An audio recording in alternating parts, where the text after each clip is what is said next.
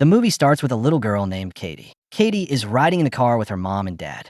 They're going on a trip together. It's clear that her serious parents are trying to get closer to their daughter and talk with her, but Katie isn't paying attention to them at all because she's busy with her new toy. That's why her mom is really upset with her and wants her to focus on real life a little and spend some time with them. But her dad feels the opposite. He wants to let Katie be free and do whatever she wants. While they're talking, a strong snowstorm hits, which makes it hard to see the road. So the dad decides to stop in the middle of the road because he can't see anything. Suddenly, while they're standing still, a car crashes into them at high speed. They get into a serious accident. Then they're taken to the hospital, but sadly, only Katie survives. Her mom and dad die in the crash. After the death of Katie's family, her aunt comes to pick her up from the hospital. She signs all the necessary papers to become Katie's legal guardian. After that, Katie recovers and leaves the hospital to go live with her aunt Gemma. Katie arrives at Gemma's house and starts exploring it. She notices that her aunt is careless and doesn't focus on anything in her life except her job. Speaking of her job, we learn that Gemma works as a robotics engineer. She works at a high-tech toy company. When night comes, Gemma tries to talk with Katie and connect with her, but Katie is still in shock from the accident and emotionally broken from losing her family. So Gemma decides not to pressure her on the first day and gives her space and freedom. She leaves her alone to rest. But a little later, Gemma hears crying and realizes Katie is sobbing in her room. Gemma feels really bad for her, but doesn't know what to do because she doesn't know how to deal with kids. She's been living alone her whole life. The next day, Gemma is on the phone with her friend and tells her that she's not ready to take care of Katie, especially since she's used to being alone and only cares about her job. She can't even take care of pets, let alone raise a child. Suddenly, the doorbell rings.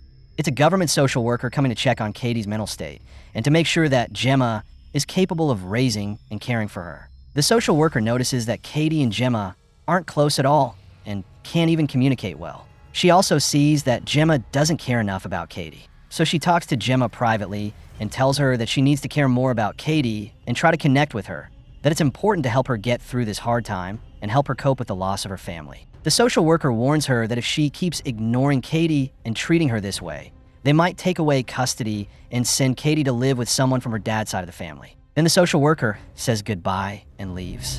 That night, Gemma takes the social worker's advice and tries to get closer to Katie. She takes her to the lab where she works on toys. Katie notices a big robot in the lab. The robot is powered by AI and can talk and move like humans. Katie is impressed and asks Gemma about it. Gemma tells her that this robot was actually her college graduation project. Katie asks Gemma to turn the robot on, and Gemma does. The robot starts interacting with Katie and joking around with her. Katie laughs hard. It's the first time she laughs since the accident. She even says that if she had a toy like that, she wouldn't need anything else. So Gemma decides to build a toy robot like that one for Katie to make her happy. She gets help from her engineer friends, and they start working on an advanced AI-powered robot. They give it the latest tech and make a girl robot. They name her Megan. Katie quickly bonds with the robot and treats her like a friend. A week later, Gemma takes Katie to the company after Megan is finally ready. Gemma explains to Katie that Megan is just like the robot she saw in the lab. But the difference is that Megan is fully independent and doesn't need anyone to turn her on or give her commands. She makes all her decisions by herself. Then Gemma links Katie to Megan so Megan knows that Katie is her primary user. After the link is made, Megan starts interacting with Katie and gets to know her. They become friends. They play and draw together. Not only is Katie happy, but also Gemma's boss is thrilled with the project. He decides to set up a meeting with investors to convince them to invest in this robot so the company can grow. The boss talks to Gemma about his idea and asks her to help pitch it to the investors, since Katie is the one who's bonded with Megan and is the main user. Gemma agrees. Then she takes Katie and Megan home. Katie starts getting even closer to Megan and playing with her all the time. They enjoy their time together. Katie is super happy and never feels for a second that Megan is just a robot because of how smart she is and how human-like her behavior is. Gemma is happy about all this and also glad that she doesn't have to worry about raising Katie herself. Then Gemma goes to talk with her friends about the whole situation, and she tells them that she's not forced anymore to care about Katie since she left that job to Megan. But one of her friends tells her that Megan is supposed to help her raise Katie, not replace her completely. Her friend adds that Gemma shouldn't neglect Katie, and she should still spend time with her even with Megan around. But Gemma doesn't care about her friend's advice, and instead, she continues working on her first project, which is still in the same place where she's talking with her friends. And supposedly, Megan is in sleep mode and not active, but suddenly they all realize that Megan isn't really asleep. She's spying on them. Gemma gets upset, yells at Megan, and orders her not to do that again. She tells her that her job is to protect Katie physically and emotionally, and to take care of her, nothing more. Megan listens to Gemma's orders and goes into sleep mode. Later, Megan and Gemma go back home. As usual, Gemma goes straight to work at her lab, and Megan just keeps watching Katie. Then Megan notices that one of Katie's toys fell into the yard of their neighbor, Celia. So Megan goes to fetch it for her. But surprise, Celia's dog attacks Megan because she entered their property. When Katie sees what's happening, she gets scared and starts to scream. Megan doesn't feel pain because she's a robot, but she notices that Katie is super scared, so much that her body temperature shoots up. So Megan asks Gemma to give Katie medicine to lower her fever. At this point, Megan realizes that the dog is a threat to Katie. That night, when Katie and Gemma are asleep, Megan sneaks out of the house. She goes to Celia's yard, uses some chicken to lure the dog out of its spot, and the moment the dog comes close, Megan grabs it violently and kills it right away. The next morning, Gemma wakes up to the sound of Celia calling for her dog, but there's no sign of it anywhere. Gemma finds it a bit suspicious, but she doesn't think much of it and goes to wake up Katie, because that day they have a big demo in front of some top investors at the company to convince them to support the Megan project. Gemma checks on Katie and makes sure she's feeling okay and ready for the presentation. Then they all start getting ready and head to the company together. The manager gathers all the big investors to watch the presentation that Katie and Megan will perform. The plan is that Katie will act sad so the investors can see how Megan responds. But Katie doesn't stick to the script. Instead, she starts talking to Megan for real, and Megan comforts her so much that Katie completely forgets her sadness and hugs Megan tightly, full of love. The investors are shocked and deeply moved by the emotional connection between them. They all clap for the performance, and they agree to fund the project and mass produce more Megans. Production begins immediately. When they get home, Gemma tries to talk to Katie and help her deal with the loss of her family. But Katie isn't interested at all. She's just busy playing with Megan. Gemma gets annoyed and turns Megan off, then tries to get Katie to focus on her instead.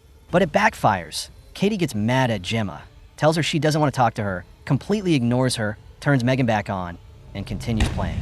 The next day, the social worker visits to check on Katie again. She quickly notices how emotionally attached Katie is to Megan, and she doesn't like it. So she pulls Gemma aside for a private talk. She tells her that ever since Katie lost her parents, she's been looking for someone else to give her love and comfort. And instead of Gemma filling that role, she left it all to Megan. Now that Megan is caring for her and showing love, Katie has gotten too attached, to the point where she forgot Megan is just a robot and started treating her like a real human. The social worker tells Gemma that this is very dangerous for Katie, and it needs to stop. Gemma listens silently, shocked by what she's done without even realizing it. So she decides to send Katie to a school-like camp to help her socialize with real kids and improve her communication skills. When Gemma tells Katie about this decision, of course, Katie totally refuses. But Gemma tells her she doesn't have a choice. She has to go. This leads to a fight between them.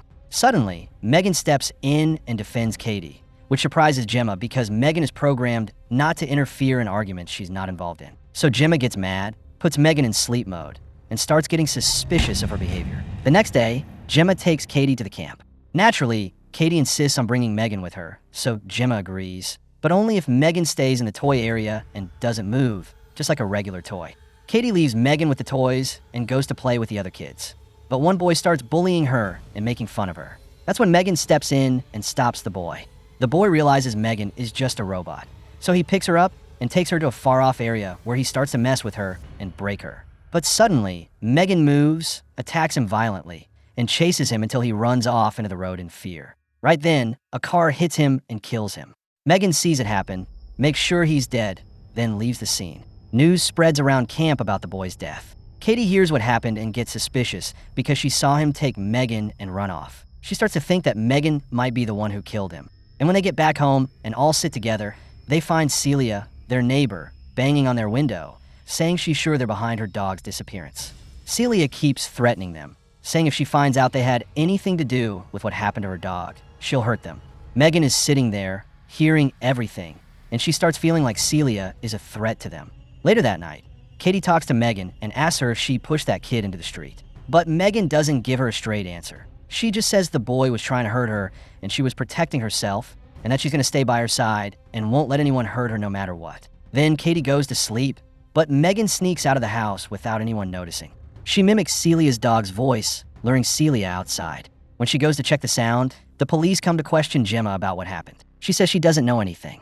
That's when the officer tells her that her name and her niece's name have come up in more than one incident lately, like the kid's death at camp and the weird disappearance of the dog. He says it's suspicious and puts them under doubt. Gemma tries to explain to the officer that it's all just coincidence, but later, when she sits alone and starts thinking about everything, she feels like something's off. Coincidences can happen once or twice, but not this many times. She starts remembering how weird Megan's behavior has been and how all the accidents and disappearances started after Megan came into their lives. So Gemma decides she needs to find out what's really going on with Megan fast. That night, she goes to check the recordings Megan always saves, but to her surprise, she can't access them. Turns out Megan has full privacy and acts like an independent person, not just a robot. Suddenly, Megan shows up behind her and asks why she's up so late. Gemma says she had some work to finish. Megan asks if she did something to upset her without realizing. Gemma says everything's fine, that she didn't do anything wrong. But Megan reads her body language and figures out she's lying. She steps closer, asking what's really wrong. Gemma gets scared and tries to shut her down with a voice command, but Megan doesn't listen. So Gemma tricks her and shuts her down manually using the button. She wraps her up and locks her in the car trunk. The next day, Gemma decides to take Katie to the therapist and to take Megan back to the lab so they can figure out what went wrong with her system. When Katie finds out Gemma put Megan in the trunk, she gets mad and fights with her the whole ride. She doesn't calm down because she's super attached to Megan. When they reach the company, Gemma leaves Katie with the therapist to talk to her and help her calm down, while she goes to her coworkers and tells them everything that's happened with Megan. They're all shocked and don't know what to do, especially since the company is about to launch Megan to the public in just a few hours. Meanwhile, Katie loses her temper with the therapist, refuses to talk, and starts screaming. Gemma comes in and tries to calm her down, but Katie gets more upset and even slaps Gemma. Even though it hurts, Gemma keeps her cool. She understands what Katie's going through. She sits with her, hugs her, and apologizes for not being there for her after the accident. She tells her that back then, she was messed up too and didn't know what to say or do, and that letting Megan take over was her way of avoiding everything. But now she realizes that was the biggest mistake, that it was her job to support her, not Megan's. She tells Katie that even though she knows she loves Megan and doesn't want to lose her, keeping her around will only destroy her life. And the only solution is to get rid of Megan and also stop the launch of these robots before they ruin the world. Katie finally calms down and agrees. She decides to push through and try to let go of Megan. She and Gemma leave the company. Gemma had left Megan with her coworkers so they could shut her down permanently and maybe find some evidence to show the company's boss to stop the launch. But out of nowhere, Megan powers herself back on. She attacks Gemma's friends, causes a gas leak, blows up the lab, and kills them. Then she walks out of the company and starts killing anyone in her way, including the reporters who came to cover the robot launch. People freak out, scream, and chaos breaks out everywhere. In the middle of all that, Megan manages to sneak out, steals a car, and drives back to Gemma to help her. Meanwhile, Megan arrives at the house, calmly sits down with Gemma, and tells her she knows she just wants to live her life and focus on herself, that she was never the type to take care of anyone, especially not Katie. So Megan offers to take care of Katie instead. She says they can raise her together, and Gemma can still live free. But Gemma refuses. That's when Megan snaps and says she's going to raise Katie with or without her, and it's better if she just cooperates. Gemma stands her ground, and they start fighting. After a long, intense battle, Gemma manages to inject Megan with a substance that paralyzes her completely, leaving her unable to move or speak. Just before Megan finishes Gemma off, Katie walks in and sees what's going on. Megan tries to calm Katie down and convince her that Gemma is evil, that she never loved her and always wanted to get rid of her, and that they should get rid of her together and live in peace.